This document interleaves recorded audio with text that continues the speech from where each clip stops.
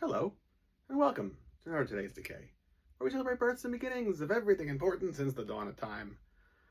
December 3rd edition. All day. And it's a lot, so let's take a load off, shall we? 1922 today, none other than the film A Blind Bargain premiered. We're in the Lon Chaney section of the house on purpose, because Blind Bargain was a really fascinating Lon Chaney Sr. movie where he basically plays a Dr. Moreau, Hound of Lost Souls type of character, but not just. Oh no, he also plays an ape man, because this mad doctor, Dr. Lamb, experiments with anthropoid ape glands, if that's really a thing. I don't know. Maybe in the 20s it seemed believable. Anyway, the movie's lost. All that exists really is this book, a couple of other things. But this book by Philip J. Riley, as coordinated with Forrest J. Ackerman, put this together. It's like stills from the movie paired with the actual shooting script. Yeah. And here's some of the artwork right there from like newspaper clippings, which like, that's all this stuff here. There is a Blind Bargain right there over yonder. 3 different newspaper clippings. The doctor, the devil, the man, the ape. Wallace Beery also plays an ape in this. It's a Wallace Beery picture. Yeah, so super fun to think about. We actually did a Phantom Creep Theater live stage play reenactment based off of this script. What is this? Here's more of those newspaper clippings, but you know, they're right here. So why go to the book for it? Go to the wall. Face the wall, why don't you? Here is, this is probably like a bookmark from when I was putting together the stage play we did like a long time ago. And it's actually a flyer for a Midnight Monster Hop we did when my psychobilly documentary played as like a double feature, like come for the movie, stay for the bands, come for the bands, show up early for the movie. I don't know. Anyway, that's first screening in New York City. How do you like that? How do you like that? Anyway, yeah, Blind Bargain, very interesting. Nonsense, really, unfortunately, lost to the ages. Can you see this here? There you go.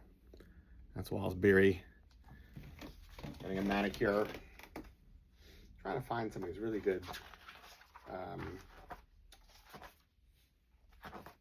Beastman, Lon Chaney characters here. Because, you know, even though he's known as like a horror figure, most of his movies, he's not a horror actor. He's a, there we go. He's like a broken-hearted clown, a misunderstood loner or something like that, you know? But in this one, I mean, he's like full on, look at him over there. Kind of glimpses of Hunchback of Notre Dame a year later. This is 22, that's 23. Yeah. Anyway, love this. Who knows if it was actually good or not? It's a good question. And I can pose that same question for the next movie. Also a Lon Chaney picture. 1927, London After Midnight first premiered.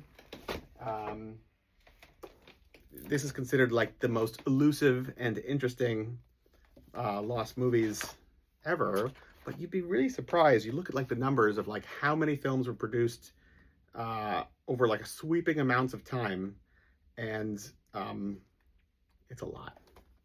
It is quite a lot. The amount of things that like we humans create that is then like put on the dumpster fire that is life, it's more than what is saved, significantly more than what is saved. But like, you know, we're all familiar with these pictures, but this book, also a Philip J. Riley with assistance by Forrest J. Ackerman production, features like the shooting script. So yes, the movie's gone, but the shooting script still exists, as well as the photoplay novelization by Mary Coolidge Rask. It's really fascinating because the Mary Coolidge Rask novelization from also 27 has a third character. Lon Chaney is the inspector, the man in the beaver hat, vampire-looking character, and then a third character who is like, what is it? John Hammond? Is that the main father figures? I forget.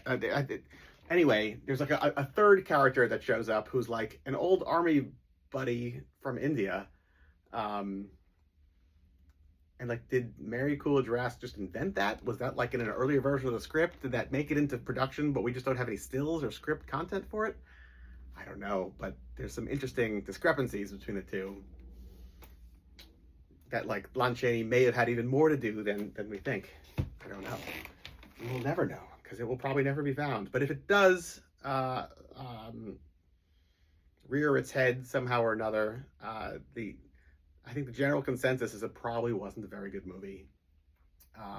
Or the way Lon Chaney moved in it was very similar, supposedly, to some of Groucho Marx's stage movements, you know? In that, like, this wouldn't be creepy today. It would just kind of, like, be weird and funny. And that wasn't what was intended at the time. I don't know. Nobody knows. We will probably never find out, but then maybe, because then things do randomly show up. So like the chances are, there's no chances. But let's keep looking forward to being let down. Ozzy Osbourne, born today 1948. Daryl Hannah, born today 1960. Elvis's comeback special aired today on NBC on this date 1968.